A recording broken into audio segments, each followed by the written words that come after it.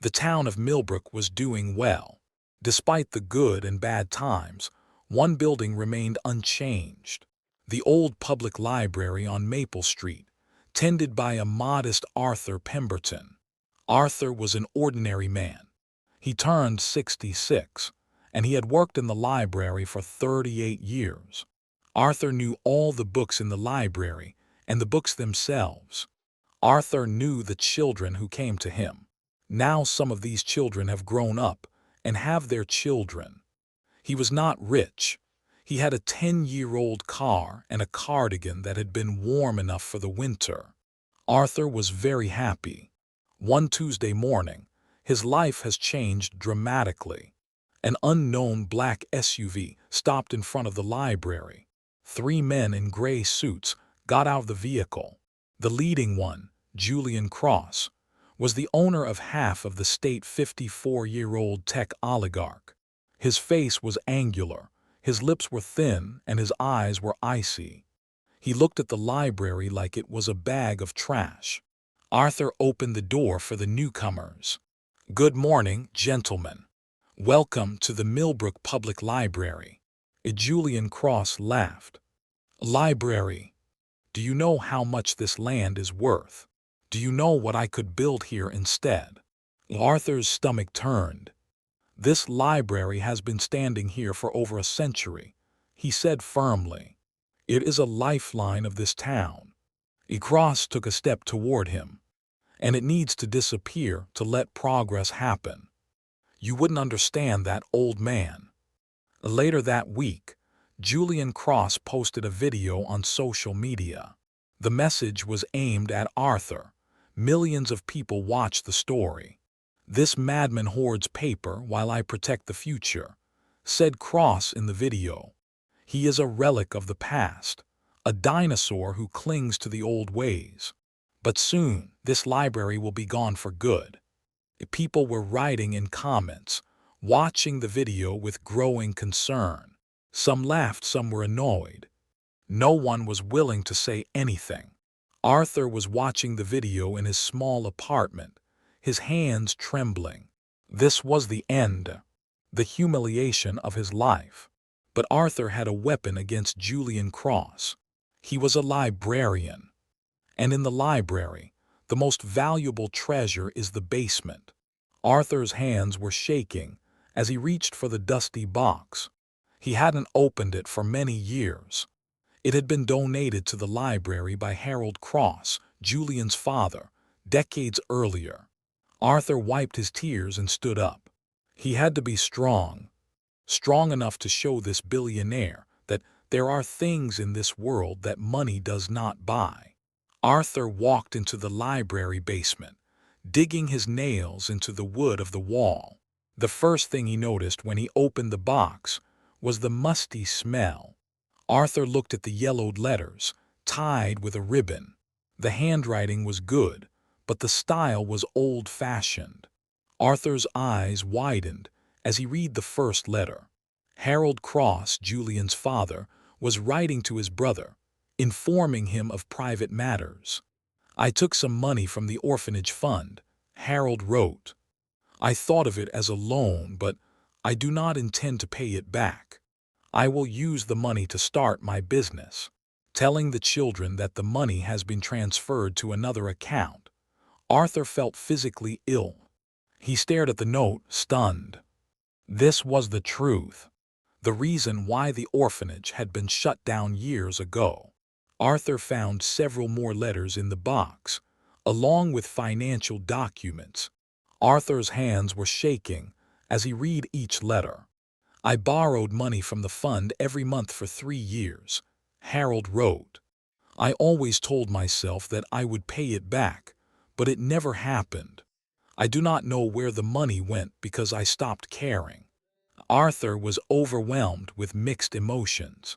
There was grief, anger, and a strange sense of justice. This was it. This was the evidence that would destroy Cross. Arthur was holding the documents that would dig up this billionaire's dirty laundry. Arthur left the basement, clutching the box to his chest. He had a long way to go before these letters, made their way into the hands of the right people. Arthur thought about contacting the police, but Arthur knew that going to the authorities would not be enough. The case required the involvement of the state attorney general. Arthur spent the night in his apartment, studying the documents. He was not a lawyer, but he knew what to do. Arthur decided to write a letter. Arthur sat down at the kitchen table, where the documents lay scattered before him, writing a letter to the state attorney general. He summarized everything for him in detail, describing the situation with the orphanage and its closure. Arthur pointed out that Cross's wealth and influence were built on stolen funds. He enclosed copies of the documents and letters in evidence with the letter. Arthur put the envelope in his bag, his heart pounding in his chest. It will take a long time for all this to come to fruition, but Arthur had faith that it would. He knew that one day, Cross would answer for his actions. Arthur also knew that the evidence against him was solid enough to keep the billionaire out of prison. Arthur did not want him to go to prison. He wanted to shame him, to make him feel the guilt that had been eating away at his soul for decades. Arthur mailed the letter the next morning. As the mail truck pulled away, he felt a wave of apprehension wash over him. Arthur stood in the doorway as the truck disappeared around the corner. Arthur felt so good, so right in what he'd done. The next 2 weeks went by in a daze. Arthur got up early in the morning, unlocked the library, opened the doors, greeted the children, helped the ladies find the romance novels.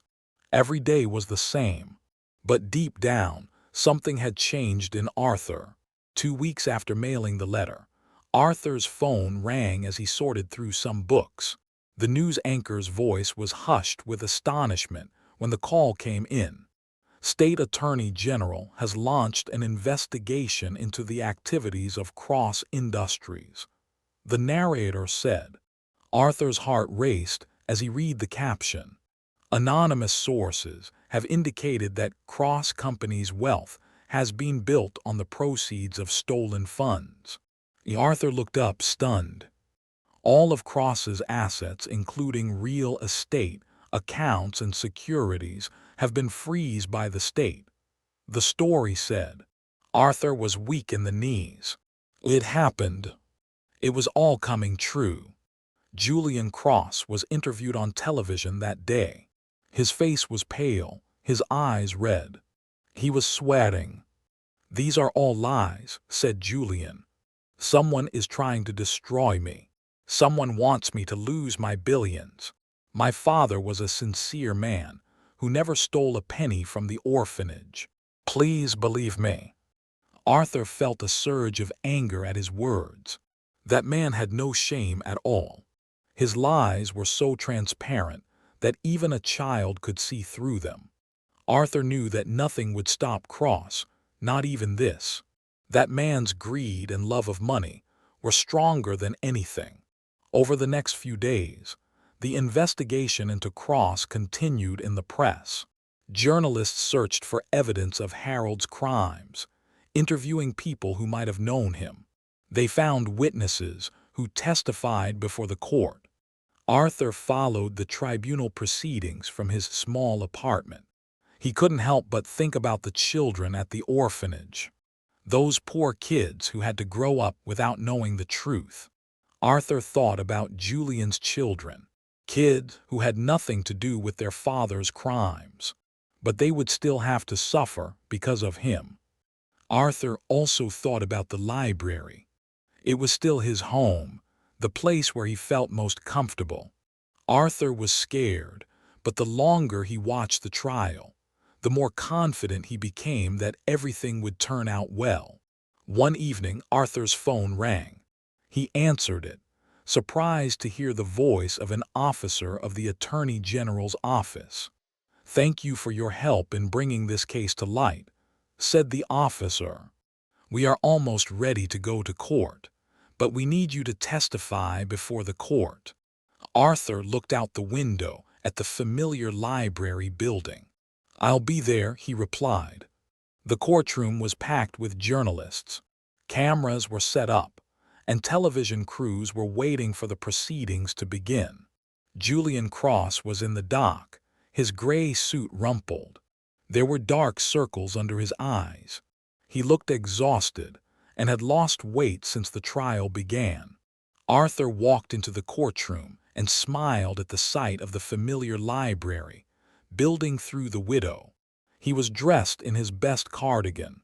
His hands were steady. He walked up to the witness stand and placed his hand on the Bible, ready to testify. Judge asked him a few formal questions. Arthur responded calmly, explaining what he knew about the case. He demonstrated how he found the documents, providing details so that the court could understand the situation. Arthur was careful not to lie. He told the truth and let the evidence speak for itself. When Arthur left the stand, the judge asked the defendant if he had anything to say. Julian Cross stood up slowly, his voice trembling. "My father was a good man," said Julian. "He made a mistake, but it was not intentional. He borrowed money from the orphanage fund, and he never intended to pay it back. I grew up believing that the orphanage was bankrupt, so I used the money to start my business." Julian turned to Arthur. "You're a hero, Arthur. You did what I couldn't bring myself to do. For all my life, I have justified my father's mistake. I defended his reputation because he was my role model. When you humiliated me on social media, I should have realized that you were right all along." The judge announced his ruling. Although he found Julian Cross not guilty of the crime, he ordered him to publicly disclose the truth. In addition, Cross would have to pay a fine of $2 million, which would go to the new orphanage fund. This amount would be donated to the city to renovate public buildings, including the library. As the judge spoke, Arthur looked at Julian. "Every citizen has the right to protect their property," said the judge. "However, Mr. Cross, you have disrespected the property of others and acted irresponsibly with the money of the state. Your wealth has been acquired at the expense of the welfare of other people. Therefore, you must give back to society and atone for your mistakes."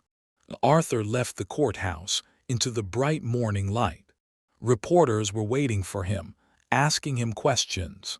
Some asked him how he felt about the verdict. "I'm glad it's over," Arthur said, smiling at the camera. "I did what I thought was right. I exposed a billionaire who stole from the state. And in the end, it was not he who disgraced the library, but he himself." Arthur turned to the camera, his eyes gleaming with satisfaction. He looked back at the courtroom, where Julian Cross was walking away. Arthur turned around and walked back to his library. He opened the door and looked around. Nothing had changed. The familiar old building welcomed him with open arms. Arthur sat at his desk, looking at the books on the shelves. The world has changed, but the library remained the same as ever. The end.